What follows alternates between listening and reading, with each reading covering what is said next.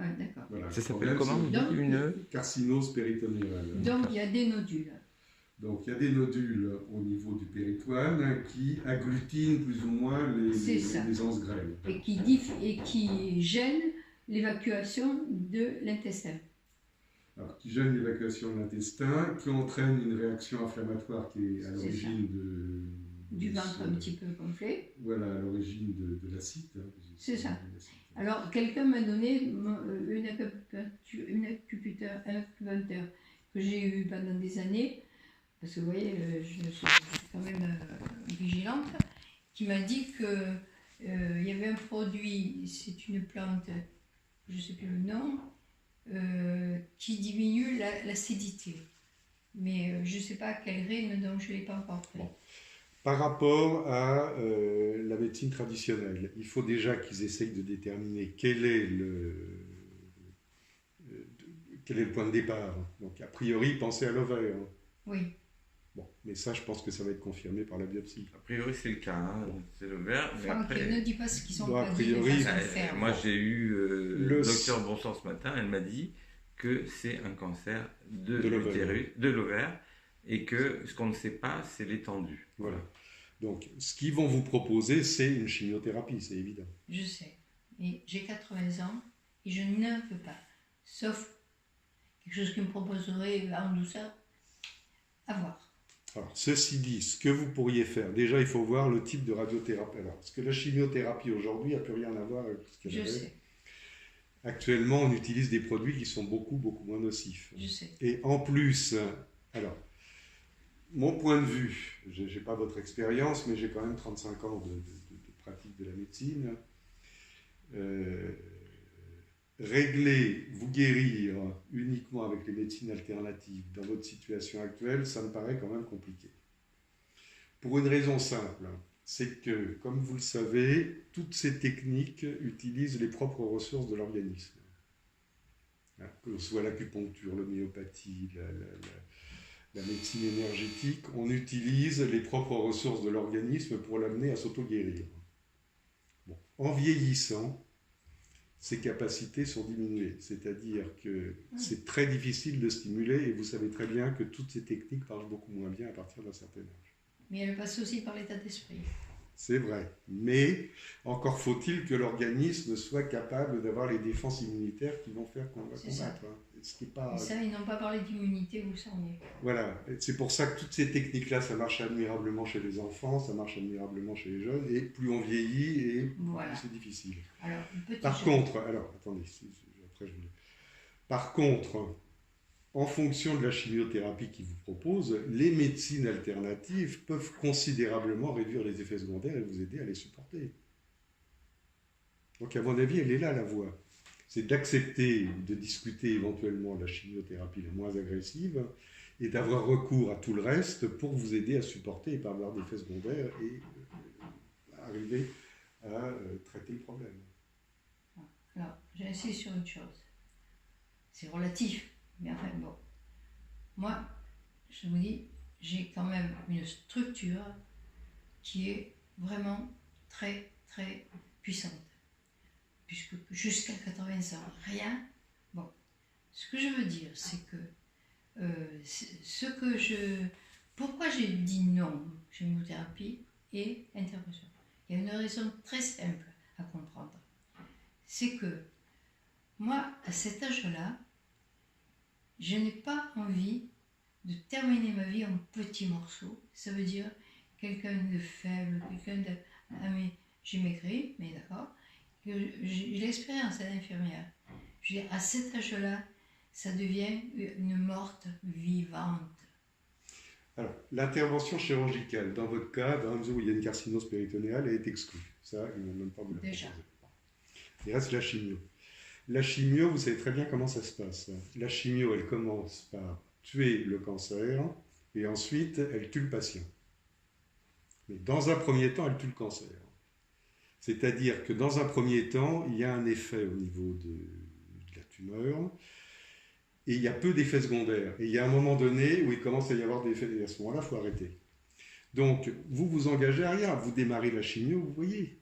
Et puis le jour où on fait une séance, 2 séances, 3 séances, le jour où vous trouvez que les effets secondaires sont trop importants, on arrête. Hein. Oui. Il y a quelque chose auquel je tiens à dire. C'est que j'ai pensé à un suicide assisté. Hein? Bon, je veux dire que moi, je me connais, je ne supporterai pas d'être vraiment une morte vivante. Je ne le supporterai pas. Je sais que mon fils a dit peut-être qu'il y passerait, mais moi je connais quelqu'un qui téléphonera pour que mamie me quitte. Si vraiment, j'en arrive à être vraiment une morte vivante. Je me répète encore. Je comprends tout à fait, je suis tout à fait d'accord avec vous. Moi, je suis non, totalement opposé pourvu la vie. Je suis totalement opposé à l'acharnement. J'adore la vie. Je continue à travailler, vous savez. Là, tout à l'heure, après vous, à 6h30, j'ai un patient. Et j'assure encore mieux qu'avant. Ça m'a donné une sorte de sagesse. Bon, ça c'est un détail. Bon, écoutez, il faut aller jusqu'au bout. Il faut déjà qu'on ait le résultat de la biopsie. Oui. Deuxièmement, que vous fassiez la célioscopie, voir exactement le bilan d'extension.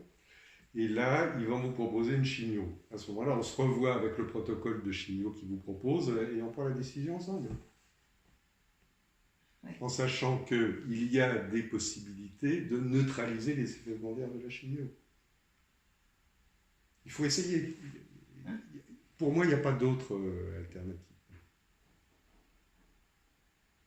Vous n'avez jamais eu de personnes qui se sauvent d'un cancer? Si. Moi aussi, si. J'en connais un certain nombre, mais tous les patients que je connais ont accepté les deux approches. Bon, on va jeter un coup d'œil déjà sur vos jambes et puis sur votre acide. Si vous voulez bien.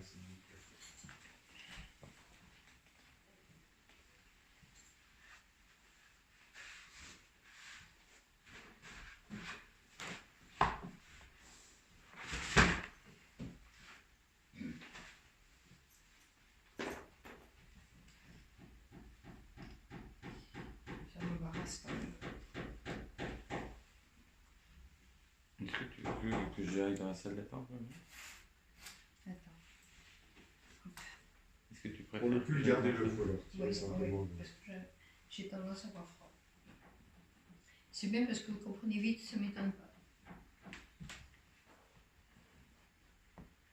Alors, il y a un jour où tout est parfait, parce que j'ai allongé mes jambes, et un autre jour, le contraire. Allez, si vous voulez vous installer, s'il vous plaît. Voilà. Elles veulent ou elles veulent pas. Oui. C'est sûr. Alors, hier, la pharmacienne, qui est quelqu'un de merveilleux, elle m'a dit, déjà, buvez-moi, parce qu'on m'a dit, buvez. Ouais. Et deuxième chose, je vais vous donner un médicament très naturel, parce que je prends que du naturel, et ça s'appelle BOF, et vous en prenez 3 par jour, et vous urinerez. En effet, comme avant. Alors que j'urinais, mais pas autant qu'il fallait. Allez, respirez bien fort, s'il vous plaît. Respirez fort. Comment? Respirez fort.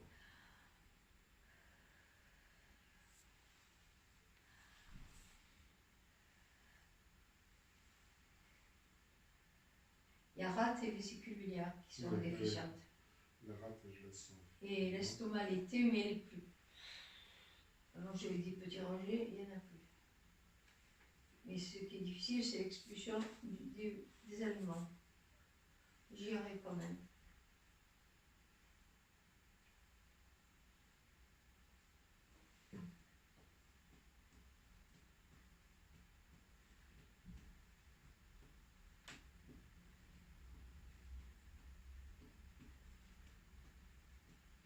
Bon, mais ceci dit, compte tenu de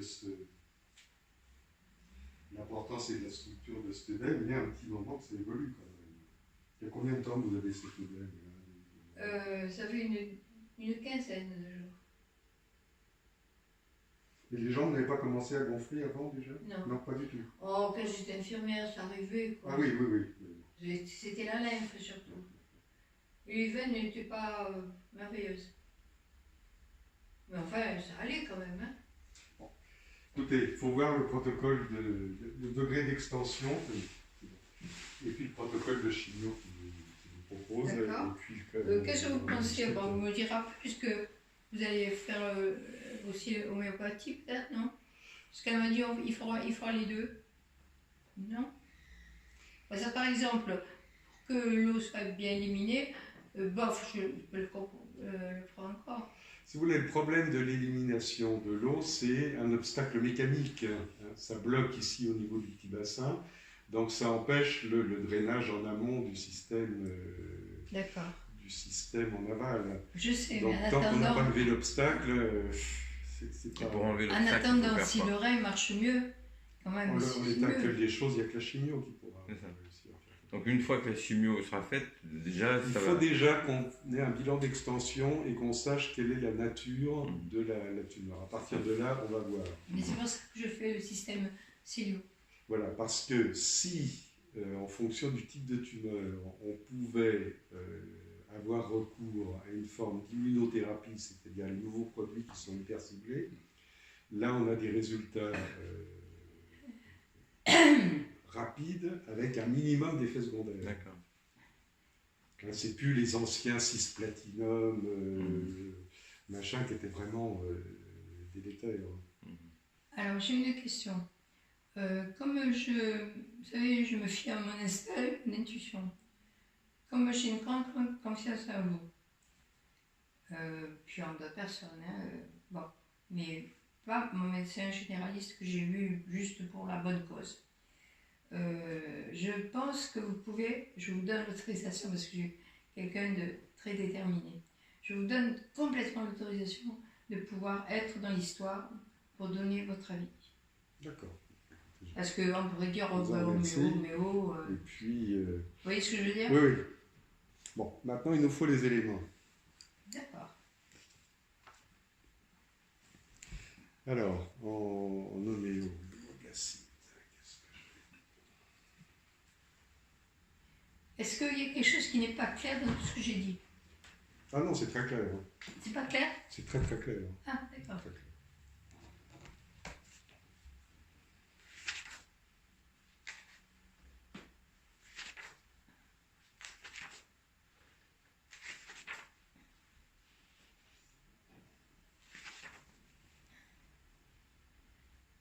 Alors, il est certain que la seule chose qui fait pas tilt, c'est l'inquiétude de mon fils.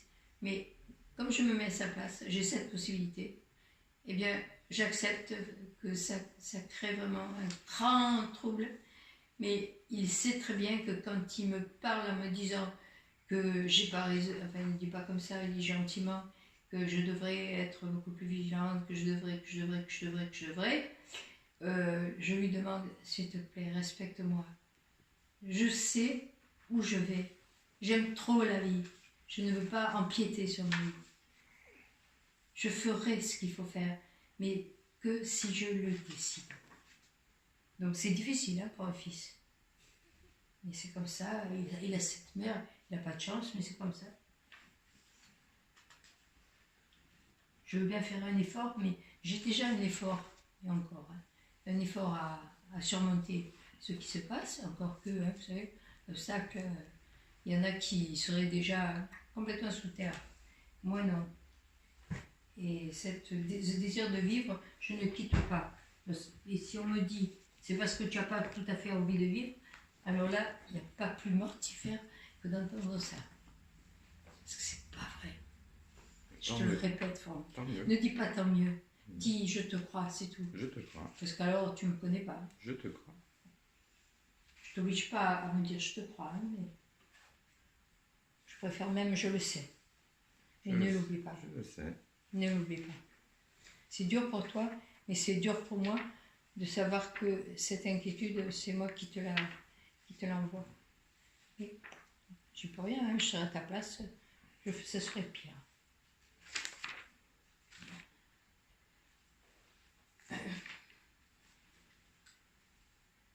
Faudra que je voie un dentiste parce que j'ai mes gencives. On va prendre rendez-vous.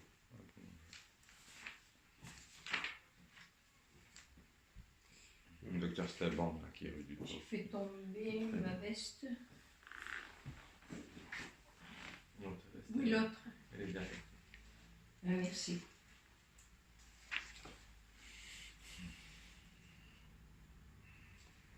Je suis quand même revenue sur beaucoup de choses, hein, parce que avant, j'aurais peut-être dit laissez-moi tranquille. Je dis quand même, je ne veux pas être un petit bout. Je te remercie.